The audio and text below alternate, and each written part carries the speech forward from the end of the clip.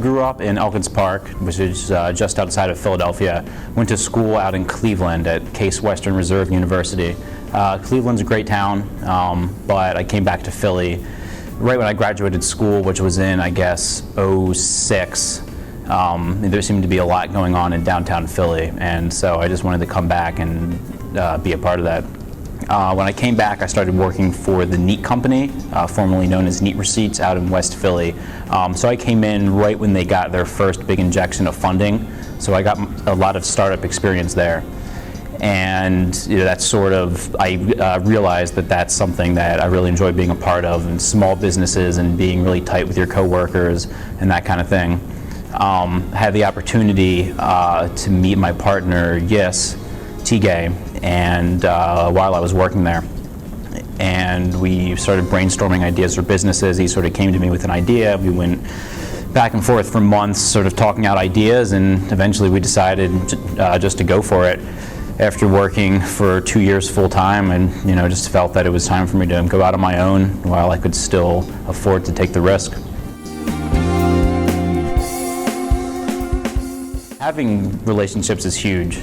It's probably one of the most important things when you start a business is knowing people, but I also think that when I started this business, I didn't consider myself someone who networked well or who was well connected or anything like that. But once you're actually in the thick of it and you start thinking about people you know and who's in your network and who's in your extended network, all this stuff sort of comes out. And working at Neat was a fantastic opportunity. I met great people there. That's how I met my partner. That's how this business got started.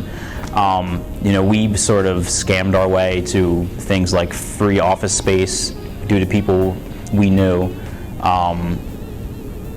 Meeting various people for business development opportunities, getting help with things like marketing and PR. I mean, we were able to, you don't have to go out and buy all this stuff because people are very willing to help when you ask.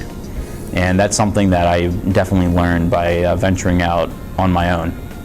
And Philadelphia is great for this kind of thing because it's a big city, there's a lot of resources, but it's also a really small town, and it has that feel. And once you start meeting people and talking to people, everyone knows each other, and everyone knows somebody who can help you out. And with the events that Philly Startup Leaders puts on, very good ways to meet people and see what resources are out there.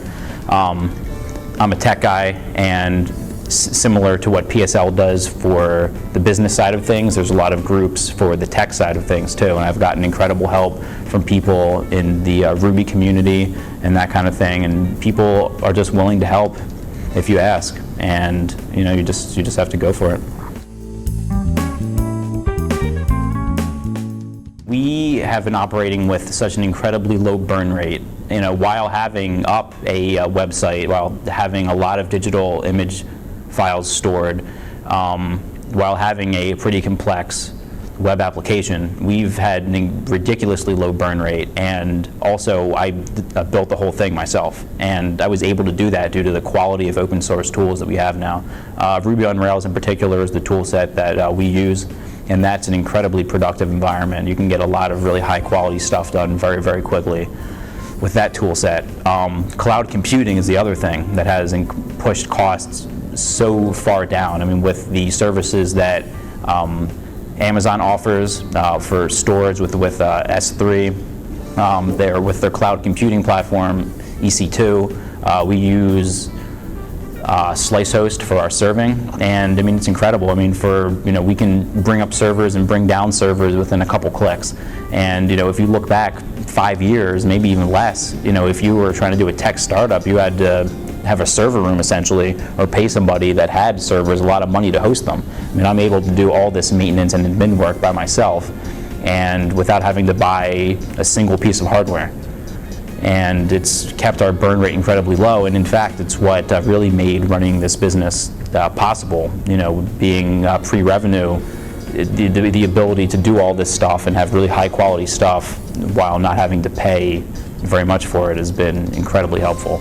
And I think that's this stuff is getting better every day. Microsoft has a tech platform out now for cloud computing, and the costs are just going to get lower and lower for building high quality apps and for hosting them cheaply.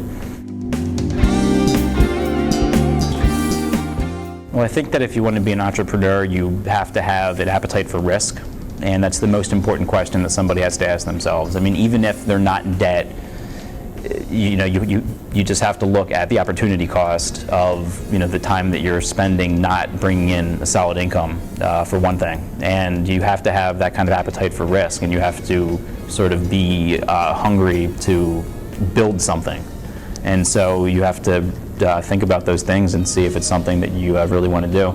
I mean, that said, I'm a calculated risk kind of guy, so I did work full-time before I started my business because I wanted to be comfortable while I did so. So I think that there is a balancing act there.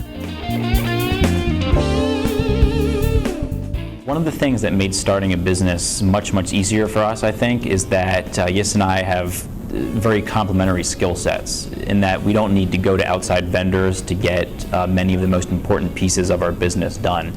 It's one thing to have a business idea, and there's one thing to be able to actually implement it.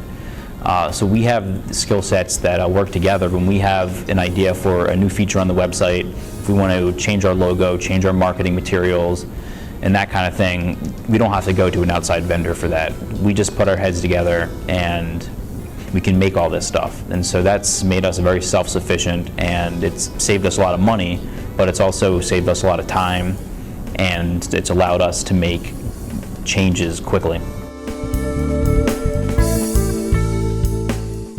I think that Philadelphia is a very good place to start a business because the tools to do so effectively are here now, but it's small enough that you can really plug into the scene very easily.